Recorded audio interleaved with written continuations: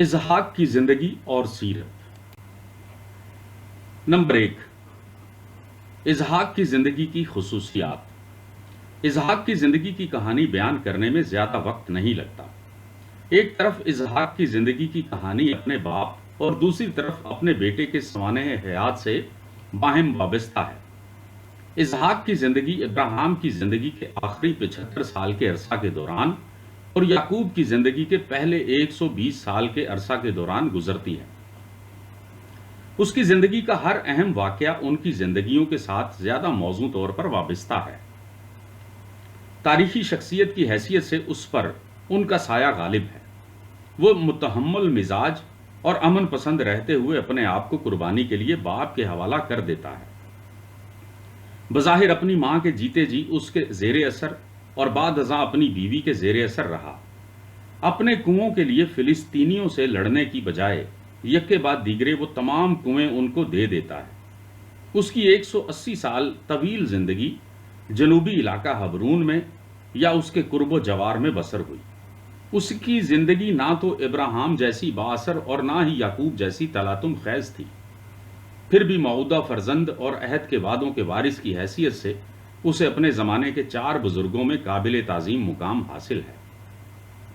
وہ ابراہیم کے جلالی ایمان پر چلتا رہا اور خدا اس پر بار بار ظاہر ہوتا رہا کہ اس سے ابراہیمی عہد کی تجدید کرے۔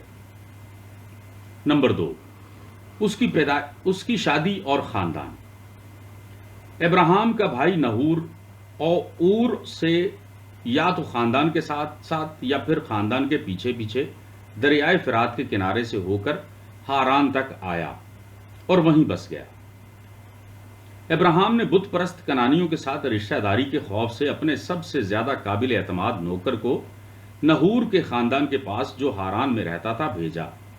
وہاں سے وہ بیتوئیل کی بیٹی ربکا کو اپنے ساتھ لایا جو اسحاق کی بیوی اور اس کے تمام بیٹوں عیساؤ اور یعقوب کی ماں بنی۔ نمبر 3، یعقوب کی سوانح حیات۔ یعقوب کی زندگی کے 2 باب ہیں جو اس کے 2 ناموں کے اور اس کی سیرت کے 2 نمایاں رخ کے مطابق ہیں۔ پہلے باب میں وہ یعقوب ہے یعنی دوسرے کا مقام چھیننے والا، اور دوسرے میں وہ اسرائیل ہے یعنی خدا کا فتح مند شہزادہ۔ ان کے درمیان خط تقسیم فنیل کے مقام ہے جہاں اس نے فرشتے سے کشتی لڑی، جہاں وہ مغلوب بھی ہوا اور غالب بھی آیا۔ ان بزرگوں میں سے سوائے یعقوب کے کسی دوسرے بزرگ کے چال چلن میں ایسی تبدیلی جو اس حد تک مسیحی نئی پیدائش کی مانند ہے نہیں ہوئی۔ دوسروں نے اول سے آخر تک ایمان کی زندگی بسر کی، لیکن اسرائیل جو فتح مند شہزادہ ہے قطعی طور پر بدلا ہوا آدمی تھا، اپنی اس پرانی شخصیت کے مقابلے میں جب وہ یعقوب یعنی دوسرے کا مقام چھیننے والا تھا۔ نمبر 1، یعقوب یعنی دوسرے کا مقام چھیننے والا۔ نمبر 1، اس کا نام۔ اس کی پیدائش کے ایک واقعہ کے سبب سے اس کا نام یعقوب رکھا گیا۔ اس کا مطلب ایڑی پکڑنے والا یعنی وہ جو اڑنگا مارنے سے غاصب ہوتا ہے۔ حالانکہ وہ چھوٹا تھا تو بھی برگزیدہ نسل اور عہد اس کے معرفت وجود میں آنے کو تھے۔ چنانچہ اس کی پیدائش کے موقع پر یہ پیشین گوئی کی گئی تھی کہ بڑا چھوٹے کی خدمت کرے گا۔ پہلوٹا ہونے کے اعلیٰ حق کا استحصال۔ عیساؤ شکاری تھا مگر یعقوب خاموش طبع باغبان تھا۔ عیساؤ شکار سے بے دم ہو کر اپنے پہلوٹے کے حق کے متعلق سودا بازی کرنے کو تیار تھا کہ وہ یعقوب کی پکی ہوئی دال کا حصہ دار ہو۔ اس طرح عیساؤ نے عہد کی برکت کو پھینک دیا تاکہ محض چند لمحے جسمانی آسودگی حاصل کرے۔ اس قسم کی سیرت رکھنے والا انسان ایک پائیدار قوم اور روحانی جلالی مذہب قائم کرنے کے لیے موزوں نہیں تھا۔ خاموش طبع یعقوب پہلوٹا ہونے کے حق اور عہد کے وعدہ کو بیش قیمت سمجھتا تھا، لیکن انتہائی نامناسب طریقے سے وہ اپنے بھوکے بھائی سے ان برکات کو ہتھیا لیتا ہے۔ دھوکہ سے حاصل کی ہوئی برکت۔ کئی سال گزر گئے، اب وقت آ گیا کہ عمر رسیدہ اسحاق اپنے ایک بیٹے کو بزرگانہ برکت دے، اس الہی مقصد کے خلاف جس کا اظہار ان 2 لڑکوں کی پیدائش کے وقت ہوا تھا۔ اس نے یہ حق عیساؤ کو دینے کا ارادہ کیا، لیکن ربکا غافل نہیں تھی۔ اس نے پرفریب تجویز کی اور یعقوب نے اپنے نام کے معنی کے مطابق اپنے آپ کو اس تجویز کے حوالے کر دیا۔ چال کامیاب ہوئی۔ دھندلائی ہوئی نظر والا اسحاق اور غیر حاضر عیساؤ اس تجویز کا شکار ہو گئے اور اس بزرگ کے ہاتھ عظیم ترین برکت دینے کے لیے یعقوب کے سر پر پہنچ گئے۔ دال ہاران کو فرار۔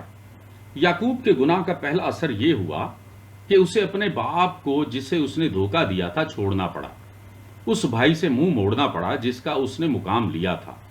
یہی نہیں بلکہ اپنی پیاری ماں سے بھی علیحدہ ہونا پڑا جو اس کے جرم میں حصہ دار تھی۔ عیساؤ اس کی زندگی کے درپے تھا۔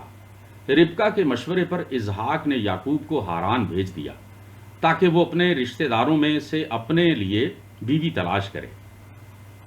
یہ ایک پرغم فرار تھا۔ پیچھے بچپن کی یادیں، اس کی نامناسب چال کے سائے اور عیساؤ کو بدلہ لینے کا خوف، اور اس کے آگے صرف خدا جانتا تھا۔ رات ہو گئی۔ وہ کھلے آسمان کے نیچے ستاروں کی چھاؤں میں سونے کے لیے لیٹ گیا۔ رات کے خوابوں نے دن کے خیالات کی صورت اختیار کی۔ اس نے خدا کو قطعی طور پر نہ چھوڑا تھا اور نہ خدا اس سے دستبردار ہوا تھا۔ سیڑھی کی رویا میں خدا اپنے آپ کو ابراہیم کے خدا، اسحاق کے خدا اور عہد کے خدا کے طور پر ظاہر کرتا ہے، اور یعقوب کا اس کے غریب، جھوٹا اور پناہ گیر ہونے کے باوجود اپنے عہد کے دور رس انتظامات کی تجدید کرتا ہے۔ حیرت زدہ اور حلیم مزاج بن کر یعقوب صبح کو بیدار ہوتا ہے۔ اس نے اپنے سرہانے کے پتھر کو کھڑا کر کے ستون بنایا اور اس جگہ کو بیتل یعنی خدا کا گھر کے نام سے مخصوص کیا۔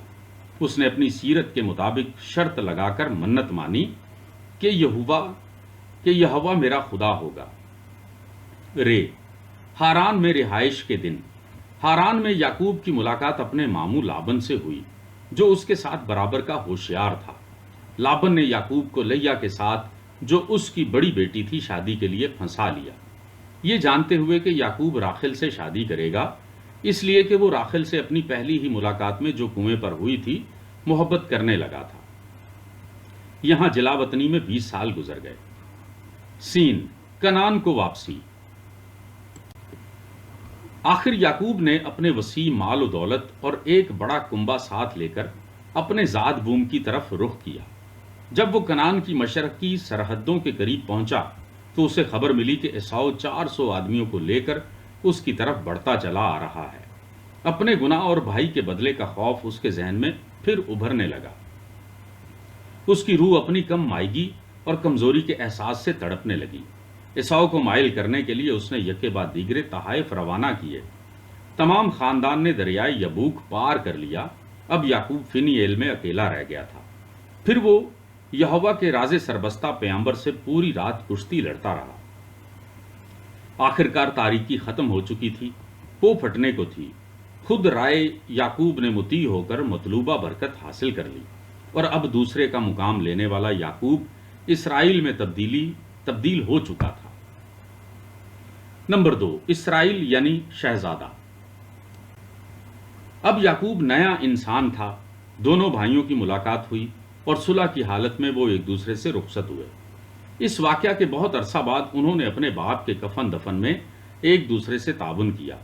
پھر خدا کے بلاوے پر اسرائیل بیتل کی زیارت کے لیے رخصت ہوا۔ بیت لحم کے قریب اس کی چہیتی بیوی راخل بنیامین کو جنم دیتے ہوئے وفات پا گئی۔ اب اس کے بیٹے اپنے تشدد کی وجہ سے اس کی جان کو ستاتے تھے۔ اس کی چہیتی بیوی کا پیارا بیٹا یوسف اس سے 20 سال کے لیے بچھڑ گیا۔ مصر کے غیر معمولی حکمران نے اسرائیل کے بیٹے بنیامین کو طلب کیا۔ ظلمت کے ان دنوں میں بھی اسرائیل نے خدا کا ہاتھ نہ چھوڑا۔ اس عرصہ کے دوران جہاں بھی وہ رہا، اس نے قربان گاہیں بنائیں اور ابراہیم و اسحاق کے الہی عہد کو پکارا۔ جلا وطنی، مصیبت اور عہد کی امید اس کی سیرت پر اثر انداز ہوئی۔ یعقوب اسرائیل بن چکا تھا اور اسرائیل رفتہ رفتہ نرم مزاج بنا، اور یہ اس کی عمر کا حسین ترین مرحلہ تھا۔ آخرکار بادل چھٹ گئے۔ یوسف اور بنیامین اسے دوبارہ مل گئے۔ اس کی زندگی کا سورج صلح و سلامتی کی حالت میں مصر میں غروب ہو گیا، اور حبرون میں اس کی ہڈیاں اپنے آبائی مقبرہ میں اپنے باپ دادا کی ہڈیوں کے ساتھ دفن ہوئیں۔